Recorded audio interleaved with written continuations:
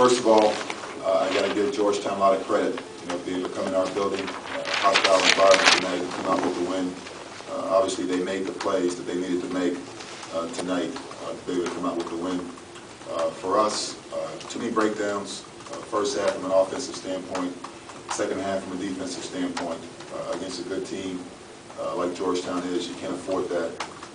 Thought our guys gave a great effort. Obviously down 9 with 3 minutes to play, to have a chance to be up 1, you know, with the last possession for them, with a chance to stop. You know, we just got to do a better job of understanding how we got to live in the details every day to understand when those situations come, how to take advantage of them. Questions for the players? Michael, how tough was that zone defense? It was tough just because of their length. I think they're like 6'8", 6'10", going across, so the length just got us out of whack. I think we weren't aggressive against the zone. Just a lot of things we could have done different. Like what, Michael? What could you have done differently? Just getting the ball in the middle.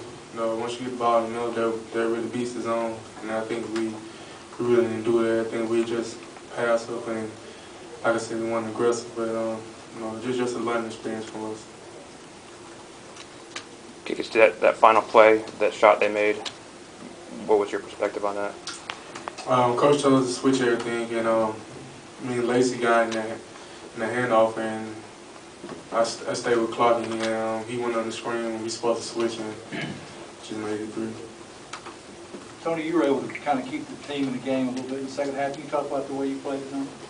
I just want to come out and give great energy for our team for put us in a chance to win. Our team did a great job to fight the way we did it in the game. And when we get in, we had some good breakdowns that we need to fix when we get in practice. Michael, how frustrating was it to pick up that 4th foul late in the game? It was very frustrating because I wanted to be on the court and have my team come back and win, but I get put in those situations sometimes. I just got to keep my head and come back out there and fight like we did.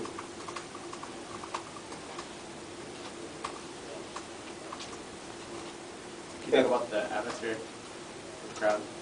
Yeah, and crowd did a great job to helping us fight through adversity and just getting back into the game.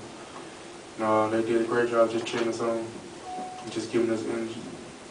Michael, talk about the way Tony gave y'all some energy tonight. Yeah, I think when Tony got the back dunks, just gave us a lot of energy, and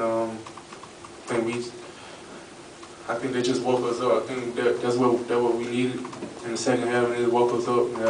Just like Coach said, we just didn't defend well. We didn't defend the 3-point line that would beat us. Anything else for the players? Thanks, guys. Anthony, why were you able to get more quality shots the second half? Well, I thought we did a better job in the second half of ball movement, of attacking. Obviously, you know, Tony made some great plays here with the rebound, dunks and finishes, and I think you know, once you have a little success, you kind of feed off of that. I think our guys did that. I mean, obviously the crowd was able to get into it. We had some guys step up in the second half and make some plays. You know, I think in a lot of ways we're a young basketball team that we have to learn, you know, through experience.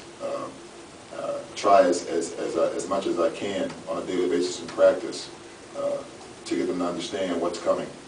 You know, so this is a situation where we had to learn a tough lesson. I think the last time I was in here, we talked about learning through winning, and that we prefer to do that. Maybe the message will get through. Which Michael talked about on the last 3 about you wanting to switch. Could you describe what happened exactly? Well, they came off. Clark came off somewhat of a ball screen at the top of the key, and we switched that one. And then he dribbled toward the corner and handed it off to Tompkins, and we didn't effectively defend that the way we were supposed to. neither of the players that were involved in it defended it the way that we were supposed to. Coach, what was Tony doing well for you on both ends tonight? I think, like he mentioned earlier, I thought he brought great energy. You know, he was obviously a spark plug for us with the highlight plays that he made. I think it got our team energized. Certainly got the crowd into the game. Allowed us to get into the press and pick the tempo up that we wanted. Obviously, at the pace that we wanted. So I think he certainly ignited our team and the building. You think the team was a little bit surprised with the effectiveness of that zone in the first half? Or caught off guard by it? Well, if we're caught off guard, that's my fault as a coach. We shouldn't have been. But again, I'll take responsibility for that. I've got to do a better job of making sure that we understand the importance of preparation. And we appreciate the opportunities when we have them to prepare and not take it for granted. Defensively, was it ball pressure or closeouts, or what was your issue with your team defensively second half? Breakdowns.